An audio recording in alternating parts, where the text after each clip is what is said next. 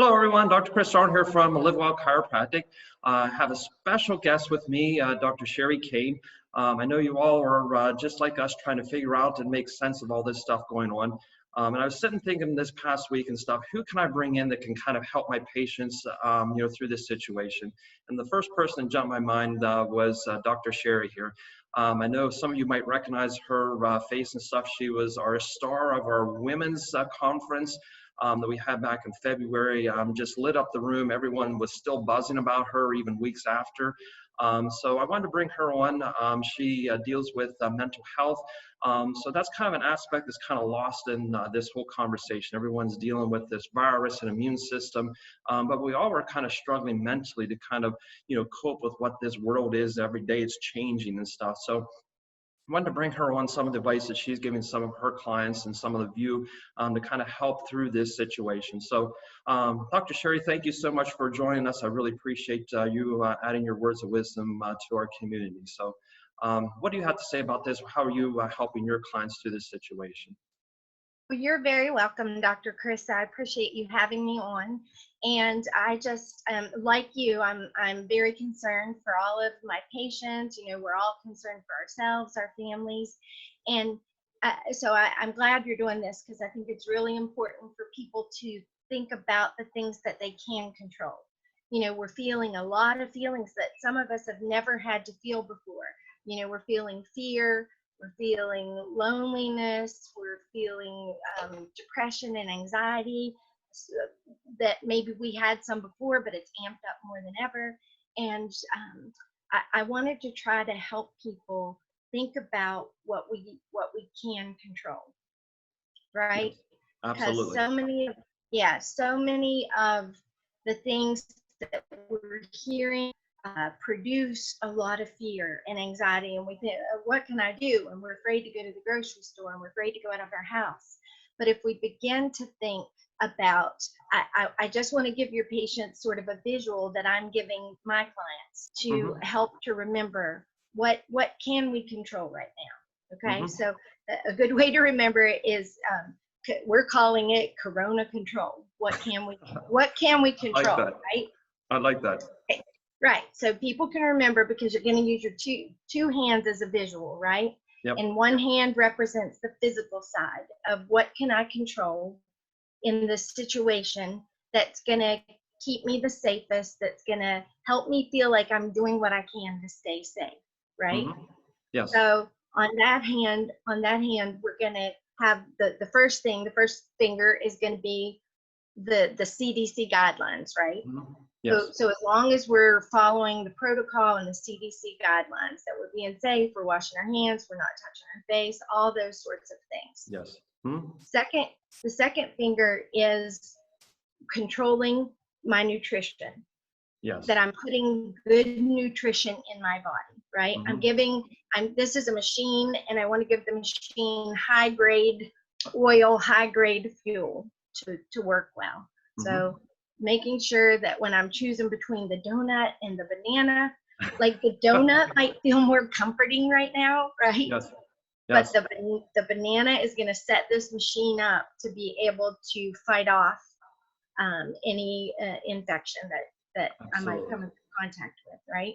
Absolutely. So the next one is hydration, and that's making sure we're drinking enough water and putting that in our body. Again, setting our body up to fight off infection.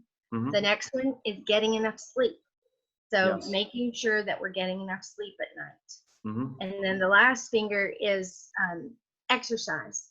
Making sure that we're getting exercise, and we can get exercise in our house, we can get exercise in our yard, right? So in this hand, and sort of, I don't have another finger, but the middle of the hand is making sure we're seeing our doctor, we're seeing our chiropractor, we're seeing our mental health therapist, whoever it might be, to help us through. So on that hand is physically what we can control. I love that. Yeah, right. Okay, so then we've got the other hand, and this is physical conditioning, and then we need mental conditioning, right? Yes. In what we're facing right now, we need the mental part of how to help ourselves cope with this. And these are unprecedented times. We've lived as Americans. We've lived. I don't want to say like a pretty comfortable life. Absolutely, We've never had to walk around. Some countries have lived their entire lives in war-torn countries. When we go outside, they go to the grocery store and have to be careful of the bombing rates. They have to time when they go and not get bombed. And those are human beings, right? And they've adapted to being able to handle the toughest of circumstances. There are people that live in countries where they have to fight and fend for their food every day. We as Americans, we've lived pretty comfortably. But what I know about human beings is that we're all the same. So those people have become pretty tough in what they've had to deal with, mentally tough, and we can too. Like we really have the capability. We are much stronger than we really realize. And this is calling us to dig deep. It's calling us to dig down inside ourselves, and it's calling us to figure out how to show up strong every day. That I'm not gonna let this beat me. This is my time to grow, and this is my time to show up. And so let me get to the mental side of this. Okay, so again, if you're writing this down or you're thinking about this, the 5 fingers of mental conditioning, 5 things to think about that you can do right now to work on staying strong. And the first one of those is what I call self-soothing techniques. Okay. So self-soothing might be things like, are you doing meditation? And these are all things that if you don't know how to do them, all you got to do is click on the internet right now. There are 50 million videos out there. There's a lot of mental health people trying to be helpful, offering free stuff on the internet. Just go look for it. But it's meditation, breathing techniques, progressive muscle relaxation. There's lots of free videos and audio that you can download. So taking 5 minutes and listening to a calm CD, or listening to the sound of a babbling brook, whatever the ocean, whatever your favorite thing is. So taking time to do a breathing video. The best thing you can do right now, if you are anxious or depressed, you either call me, I'll talk you through it. You go find a video online and learn how to breathe. There's a simple breathing technique. There's something called anxious breathing versus belly breathing. And if you learn to slow your breathing down and drop it into your belly, just those few deep breaths can lower your respiration, lower your heart rate, lower blood pressure. So there are those things out there to be helpful to you. The next one on the cognitive or mental conditioning finger is relationships. What are you doing to take care of your relationships right now? We have to socially distance. You're saying, what do you mean, Sherry? We have to socially distance. It's hard to have relationships right now. Well, right now, Dr. Chris and I had a nice conversation this morning. You can use this visual platform. That's right. You can use the phone, even if you can't see their face. The other day I was talking to a client, and this Saturday, they and their friend are gonna, because they're in the house with their kids all the time and they can't get out. So they're gonna drive to Giant Eagle because they have to grocery shop, right? Yes. But before they get out to grocery shop, they're gonna bring their cups of coffee. They're gonna park 6 feet apart in the parking lot and roll their windows down, and we're calling it Giant Eagle Coffee Talk. That's awesome. I love that idea. Stay safe. Right. They're going to sit in their car so these moms can get out of the house for a few minutes. They can talk and visit, have their coffee, and then get their groceries and go back home. Just got to be a little bit creative in this time, right?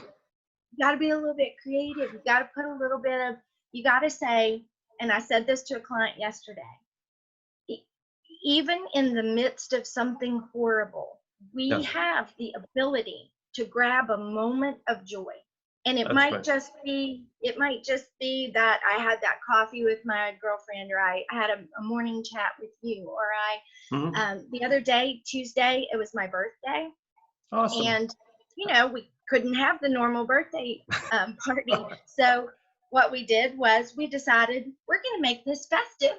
And we all dressed up in floor-length cocktail gowns, and my son wore his waiter tuxedo that he had back from waiting, and we all wore crowns on our heads, and then we played games. So we're in these cocktail gowns and just awesome. That's making awesome. it fun and silly. And all the things you can do with the kids, like go outside and have an outside scavenger hunt. Yes. The other day, my mom, there's a creek that goes around her house.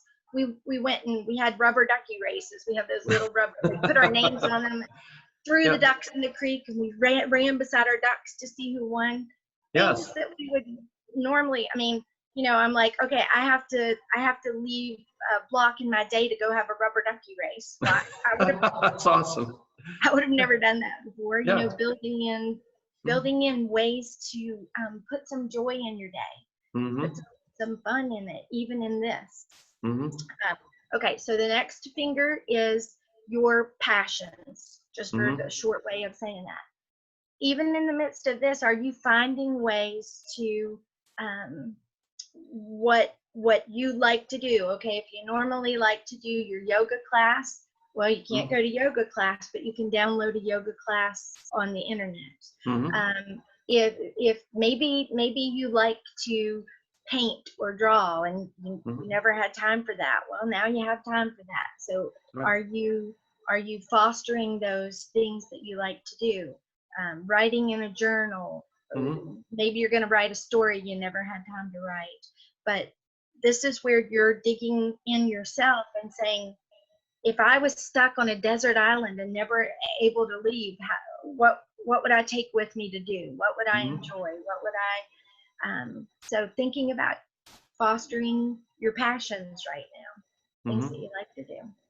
Okay, the next finger is the spirituality, whatever that means for you. Grounding in your spirituality right now. So whether it's your you read your Bible, whether you do a daily devotion, whether you watch, you can't go to your church service now, so are you watching it on TV? Are you maybe finding time to read more and develop your spirituality?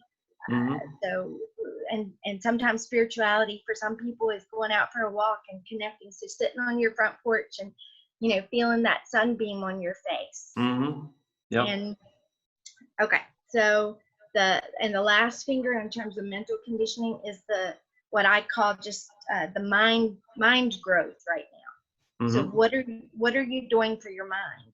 What are you doing in terms of my one daughter right now, she said, I'm going to learn Italian right now. So she went and got on Duolingo and she's trying to learn Italian. So she speaks to me in a language I don't understand right now. But that often happens with teenagers, right? They speak a language we don't understand. That's so true. Right. And so, and also the mental conditioning of like, right now, what's really important is self-talk. What are you saying to yourself?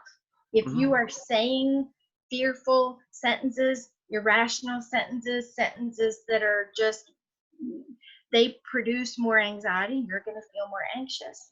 So using like the word can't right now, I can't handle this, this is too much, I can't do this. That's I always tell people the word can't is cement. You say things like, well, this is hard or this is challenging, but I can do this. Like as a human being, I was given the skills to survive and the skills to fight, and that's what we're all doing right now. So again, there are plenty of things. You can go to YouTube, you can go to TED Talks. There's lots of talks that people are giving for free on getting your mind right, how to navigate choppy waters, and it's all stuff about self-talk. There are books on cognitive therapy you can read. there's a book called How to Stubbornly Refuse to Make Yourself Miserable About Anything. Yes, anything. That's the I title. love that title. The long title, How to Stubbornly Refuse to Make Yourself Miserable About Anything. Yes, anything. And it's by Albert Ellis. And it's the book that is about something called rational emotive behavior therapy. And that's where you can learn to control your mind. Because we all have, like, there's not one of us, there's a time where, like, my mind, I have a thought that comes in there, but you know what? I have a net that learns how to capture it and bring it right back, so I don't let that run away with me. Absolutely. And you know, a good mantra, just to sort of wrap this up, because I know I could talk for 2 hours, so you got to rein me in, Dr. Chris. But a mantra that I like to use is, at this present moment, we are okay. Like right now, at this present moment. If when you're watching this video, you're sitting in front of your screen watching that video, at that moment, you're okay. Okay. And so what we come back to on the mental conditioning finger, another way that I like to describe that is present moment living. Like if it just wraps up the center of that hand, because I really didn't have another finger to call it present moment. So we'll have that be the center of the hand. Yeah. Present moment living. At this present moment, we are all okay. I'm okay. And that's all we have. So, right? Like, you could worry all day today. We could all worry all day today about the virus, and then it's never the virus. Maybe a meteor gets us tomorrow. But I gave up today worrying about something I can't control. Whereas look how much I can control in these two hands. Look at all those things I said I can control. So just go today and find something, one of those fingers, one of those things that I said that you can control, and on that, and focus on that present moment living, that we're all okay. Because really, and this is sort of how to, I'm trying to think of a word to call it, but before we knew this, we walked around every day with a million things that could have got us. We just didn't think about that, right? Yes. Like when you think about you, all the diseases you know of and all the things people could get. I mean, there's, I don't know how many millions of different diseases there are. Absolutely. But we don't worry about those every day. We worry about this because it's in our face a lot. And that's what, if I had one quick, just if you said, Sherry, what's one thing you could do? Tell people to quit watching the stuff all the time. Absolutely. That's what we've been leaning to a lot of people. Yeah. Just quit watching it all the time. What I've decided is, if there's something like horrific that comes down that I need to know, I'm sure somebody's going to tell me. I know enough people, someone will call and tell me, like if a tidal wave's coming and it's, somebody will call and tell me. So I just don't watch it.